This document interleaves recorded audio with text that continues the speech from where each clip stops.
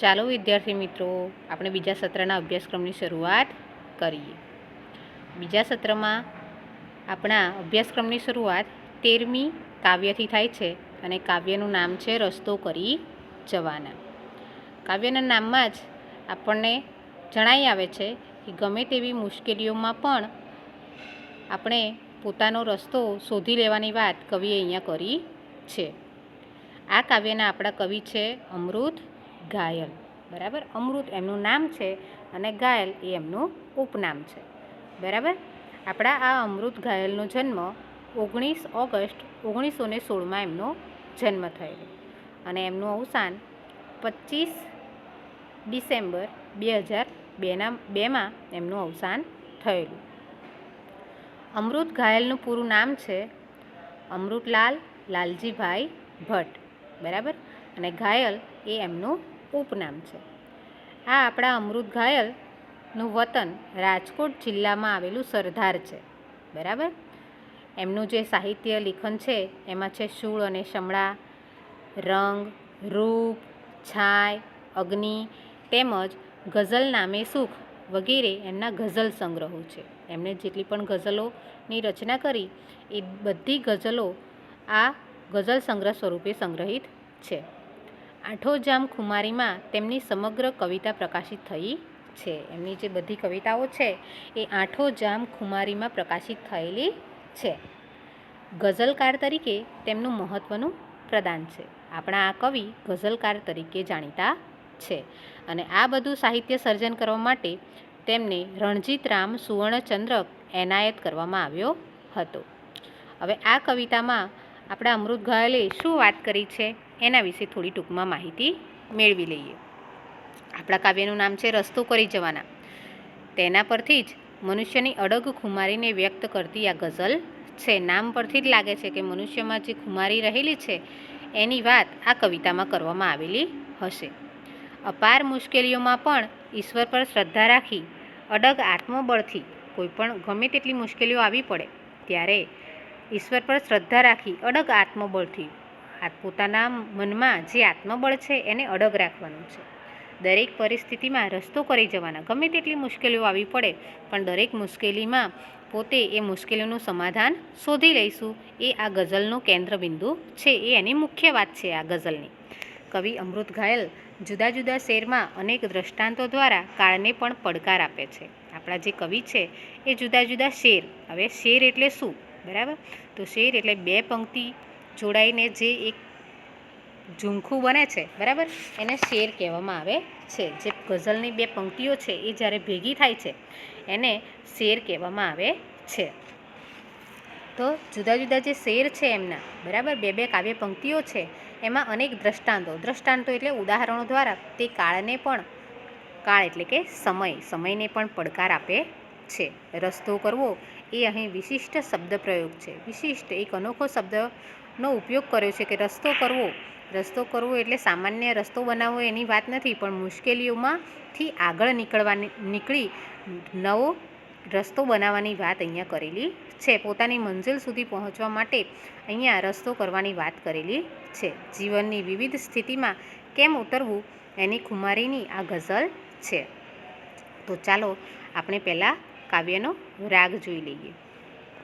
રસ્તો નહીં જડે તો રસ્તો કરી જવાના, થોડા અમે મૂંઝાઈ મનમાં મરી જવાના, નીચે મસ્ત થઈ જીવન આ પૂરું કરી જવાના, બિંદુ મહી ડૂબીને સિંધુ તરી જવાના, કોણે કહ્યું કે ખાલી હાથે મરી જવાના, દુનિયાથી દિલના ચારે છેડા ભરી જવાના, મનમાં વિચાર શું છે અવિરામ કંઈ દીપક છે, પ્રકાશ આંધિયોમાં પણ પાથરી જવાના, એક આત્મબળ અમારું દુઃખ માત્રની દવા છે, હર જખમને નજરથી ટાંકા ભરી જવાના, સમજો છો શું અમોને સ્વયં પ્રકાશ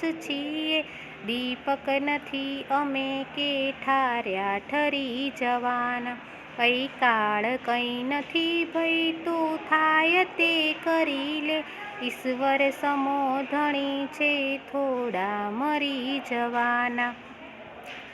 આ રીતે તમારે પણ કાવ્ય ઘરે ગાવાની છે અને એને તૈયાર કરવાની છે, બરાબર.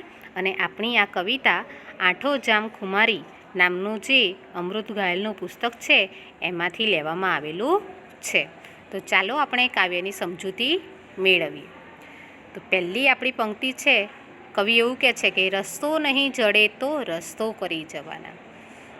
કહેવાનો ભાવાર્થ એવો છે કે જીવનમાં સુખ અને દુઃખ બંને આવે જ છે. તડકા અને છાંયડો જેમ હોય છે એ જ રીતે જીવનમાં સુખ અને દુઃખ બંને એક સિક્કાની બે બાજુઓ છે.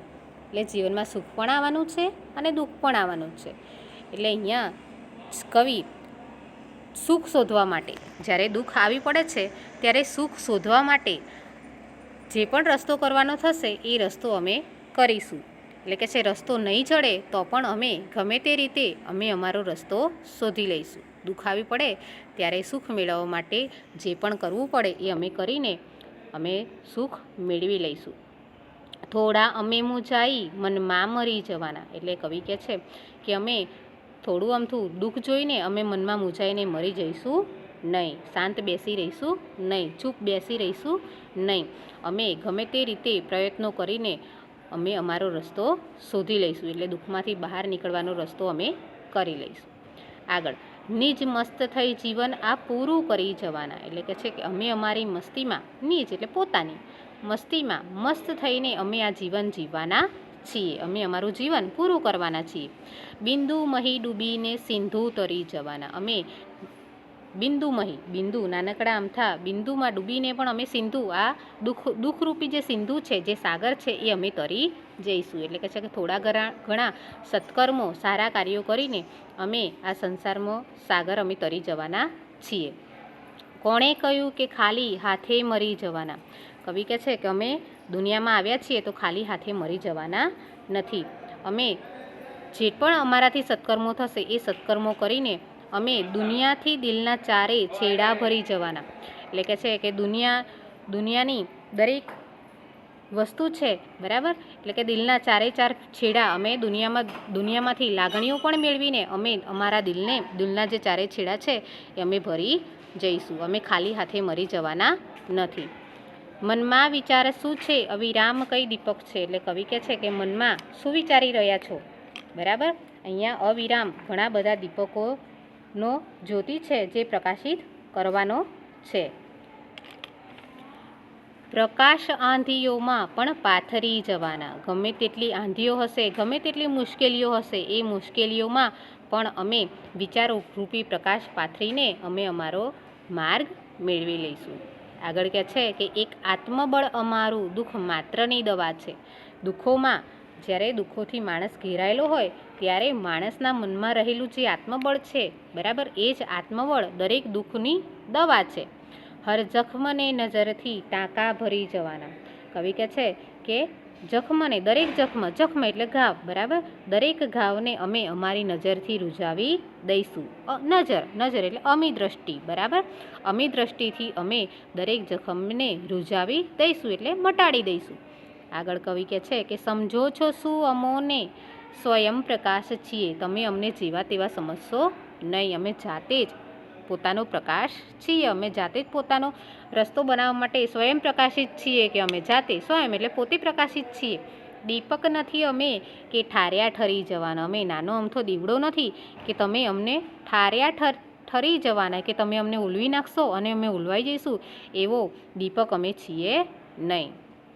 અહીં કાળ કંઈ નથી ભઈ તું થાય તે કરી લે. અહીંયા કવિ છેલ્લે સમય કાળને પણ પડકાર આપે છે કે હે કાળ તારાથી થાય, હે સમય તારાથી થાય તે તું કરી લે, કે છે.